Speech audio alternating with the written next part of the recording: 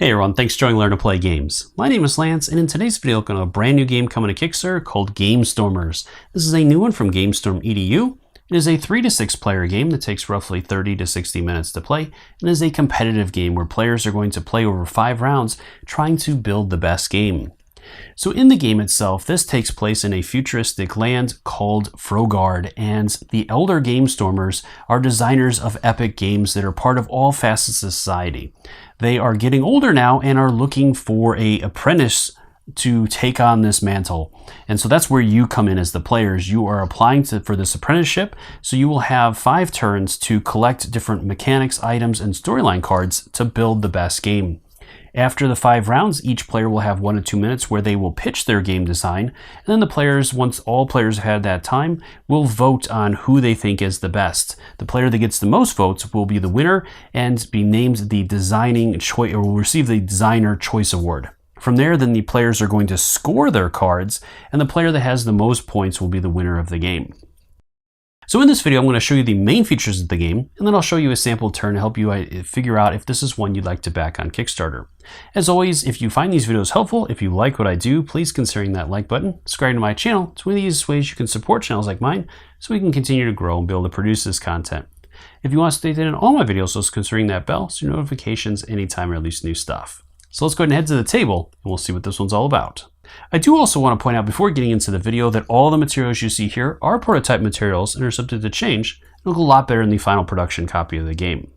There are 4 different cards that players are going to be working with throughout the game to build their game. The first is the character cards, and these are going to be given to each player at the beginning of the game, and each player will choose one that they will add to their notebook. Each one of these characters is going to have a name at the top, list the character card and the ability of that character, with some of them being a single use only, and other ones will have multiple effects that you can use throughout the game. Each player is going to have a storyline card that is going to be added to their game, and each one of these cards is going to list the name of that card at the top, along with the number of points that card is worth at the end of the game. And then each card is going to have a theme. For example, this one, its storyline is horror, and there's going to be a number of different themes included in the game. And players can work at trying to have their game focused around a particular theme, which will get them points at the end of the game. Each of these cards is also going to have a discard ability, which you can play a temple action to use up until the point where it's added to your notebook. And I'll go over that more a little bit later. Players are also going to be adding 2 mechanic cards to their game. Each one of these is going to have the name of the top along with the number of points it's worth and its theme, as well as a way to get additional victory points into the game by meeting the requirements on the card. For example, with this card here, you can add 1 victory point if you have a sci-fi card in your notebook. So any one of the cards that you have in your notebook, if it's a sci-fi, you'll get to add a point. Each one of these is going to provide different ways of getting additional victory points.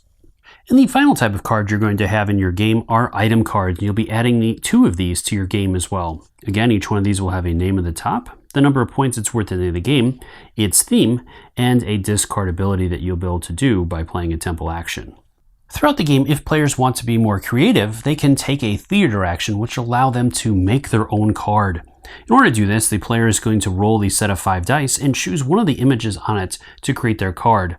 This card is going to be worth 2 victory points into the game, and they can choose to use or make this card a storyline, mechanic, or item card, and then they'll add it to their hand. Each player is going to start the game with a notebook, and these are going to be used throughout the game to add different cards to them to create your game. For example, at the beginning of the game, each player is going to choose a character to add to their notebook, and this is going to give them an ability. And then throughout the game, during each of the 5 rounds, players are going to be adding one of the cards to this. So let's go ahead and say that I have a storyline card here. I'm going to make my game a horror game that's going to be about summoning tree people, or tree folk, and making a deal. I'm going to use currency and monuments to do so. Alright, so the final thing I want to do is take you through a sample turn. So the game itself is going to be played over 5 rounds, and each round, each player will get to take a turn. You're going to start with the player that has the first player token and proceed in a clockwise manner around the table so that all players have had an opportunity to take a turn. During each player's turn, that player gets to perform 2 actions from a selection of 5 different possible actions. So I'm going to take you through each one of those roughly quickly, and then I'm going to show you that sample turn just to give you a good idea how the game plays. So we're going to go ahead and go over the actions first. So the first action you can choose is a market action, where you can go to the market and choose one of the items that is face up on that market to add to your hands. The next one is the theater action. With this action, you're going to roll the 5 theater dice, choose one of the sides that comes face up, and make a new card for yourself. Placing 2 points on there, the card is going to be worth 2 points in the game, and then selecting what type of card that is going to be as well. You can make a storyline, an item, or a mechanic card. The next action is a temple action, and this one is going to allow you to take one of the cards that you have in your hand and discard it for the ability on that card. So for example, with this one here, I have a potion card I can discard to take 1 extra action this turn. Playing this card does not count as an action. So that is the temple action. Next, we have the forum action. With this one, you are going to draw 3 cards from the mechanic or storyline decks and choose one of those cards to keep, discarding the rest. The final action you can choose is an arena action, and only 2 players can choose this action. During a player's turn, they can only do this action 1 time, and when a player does, they're going to take one of the arena tokens and place it in front of them. And then at the end of the round, if another player has selected that action, then those 2 players, and only those 2 players, will duke it out in the arena.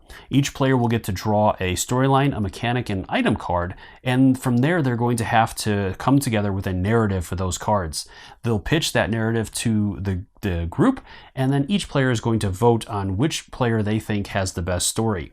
From there, that player will collect both of the arena tokens, so the one from their opponent and their own, and then they're also going to get to choose one of those cards that they created that narrative to add to their hand as well. And this is also going to get that player points at the end of the game for winning arena battles. So from here, let's go ahead and move into the game. So let's go ahead and say during that player's turn over there, that player chooses to take an item card. So they're going to take this fantasy card here from the deck and add it to their hand. So that was their market action. And then let's go ahead and say as well that that player is going to do, I will do a temple action or a, a theater action. So let's go ahead and roll the theater dice and see what I get. Oh, I got a vampire. So I am not an artist, so I am not going to even try to draw this that well, but it is worth 2 points. And then this is I'm just going to name him a vampire with, I'm just going to, let's put some fangs on him. Yes, I am terrible at that. And then you have to choose one of the type of cards it is. So I'm going to go ahead and say that this is a mechanic card. And of course, you can be as creative as you want with these. You can add a little narrative down there if you want to, or whatever you want to do. And then this will be added to that player's hand. All right, so then that is that player's turn, and we'd move on to the next player in clockwise order. Now, once all the players have had a chance to take a turn, at the end of the round, each player must choose one of the cards that they have in their hand to add to their story or add to their notebook. So let's say, for example, with my player here, I'm going to go ahead and add this fantasy card, this potion to one of my item cards. So in this way, over 5 rounds, the players are going to fill out their notebook. From there, then again, like I said, you'll go into a narrative round where once all 5 rounds are done, each player is going to pitch their game. They'll have 1 to 2 minutes to do that. And then the players are going to vote on which one that they like the best. That player will be named the designer or get the designer choice award. And then the players are going to score points based on their notebook and a number of other parameters. The player that has the most will be the winner of the game. So I hope you found this video helpful in deciding whether or not this is one you want to back on Kickstarter.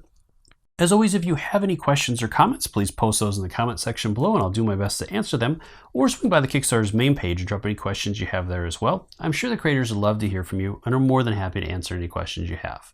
Until next time, I'll see you later.